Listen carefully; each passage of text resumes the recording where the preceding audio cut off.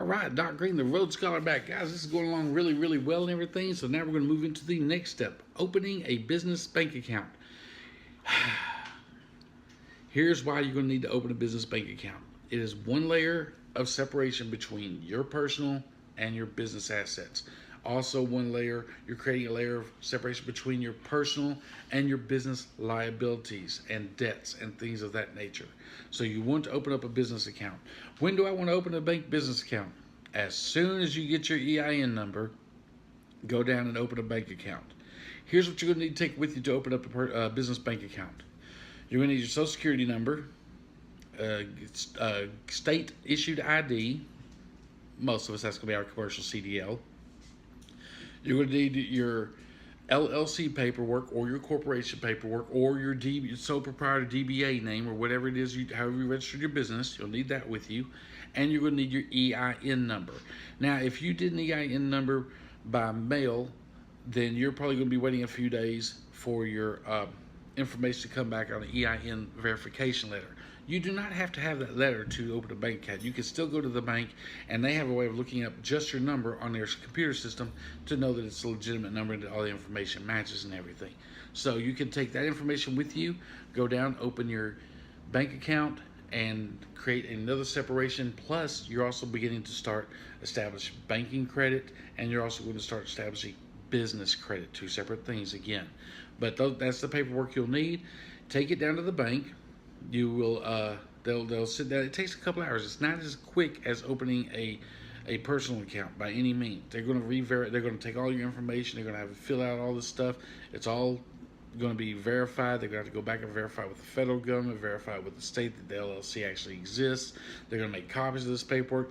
Most of the time, it's not even the people in the front office that's going to be able to help you, because this is handled by people in the back part of the building or back office or behind the scenes for business accounts. It's not the same kind of paperwork. So the people up front who do personals, a lot of them don't even know how to open up a business account.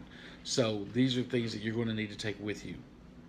The reason you need to open a business account is it starts establishing you as a business. When you want to go for business credit and everything, and you're trying to apply, and I'm going to teach you how to do that later, but they look back, they used to look at your LLC paperwork and say, well, he's been in business for, let's say you filled it out this year and you open a bank account next year.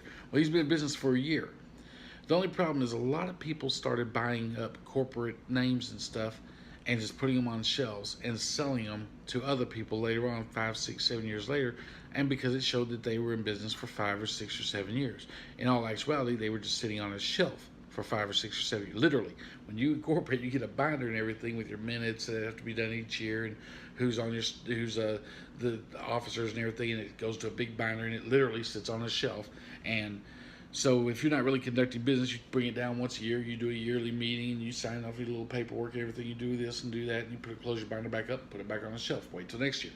After about 7 years, they would sell these to people looking to by getting the business credit and everything. And the business credit people and the banks used to go, okay, well, he's been in business 7 years. He bought this business. This company's been around. They've been established for a while. And they would start sending business credit to these people who were unable to pay it back. So what they started doing now is they started looking at not at the LLC date or when you opened your LLC, but when you opened your bank account. That's when your business started. So that's what I'm saying. As soon as you get your LLC and your EIN number, immediately go to the bank, open your bank account. Only costs about $100, maybe $200, depending on your bank and everything. Sometimes low as $50. And get it started, get it opened up, and that way, that's when your business really starts in the eyes of creditors and lenders and things. So, that being said, once you go down to the bank and you do all your paperwork and you open up your account and everything, here's what they're going to try to hit you with. They're going to have a business starter pack, and it's going to be a pack of 200 checks or 300 checks or whatever, and it's going to come in this nice little leather-bound binder, and it's going to have some other little papers in here and some doodads and some deposit slips and this and that, and they're going to try to charge you $200 and $300 for this. Don't do that. You can go online and buy the checks and a nice little binder for them to fit in for about $50.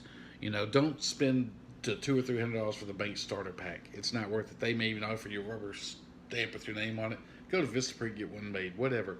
Don't that's just a way for the banks to make more money. And that's they're going to offer it to you. Just tell them no, thank you. I'll get that somewhere else. And they go, well, we can have this printed up for you within a day or two. Yeah, that's okay. I'll get it somewhere else. Just let them know. Don't buy that starter pack. It's way overpriced.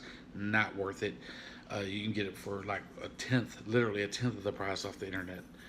So once you get all your information, everything, and you start using your bank account, anytime you make purchases for your business, like if you're making fuel purchases, use your business debit card. If you're getting oil changes, business debit card. If you're cutting yourself a paycheck, because that's what I suggested, but we'll talk about that in another video. But cut yourself a paycheck each week or 2 weeks, or however often you want to be paid. Write it on your business check. Cut yourself a check. Take your check, deposit it into your personal account. Take your personal account and pay your personal bills, your home mortgage, your car payments, your utility bills, your son's date for the prom, whatever. Pay for all of that stuff on your personal account. Do not try to impress people by taking it out to eat and popping out your business debit card. I see a lot of young guys do this. They'll take a girl out, boom, pop out that business card, pow, I got my own business. Well, you just kind of destroyed the separation between personal and business. So impressing that girl over a $20 meal at Burger King or something, you just made it so that if you ever get in an accident, they could hold you personally liable, responsible for your company's problems. So don't do that. Keep them totally separated. That's the whole purpose of a business account. The business account is also going to start building up your credit, your business credit. They're going to ask for your EIN number. They're going to use like that EIN number. Do not overdraft your bank account for the business. Do not do overdraft protection. Sign away that. And a lot of banks won't even tell you. They'll automatically sign you up for it. Make sure you tell them, do not put overdraft protection on my account. Don't get it. Don't write checks for insufficient funds. If the money's not in there, just don't use it. There's nothing out here you can't wait a week or two to get. Use your personal account. You may have to take money from your personal account to put in your business or something. Hey, do that.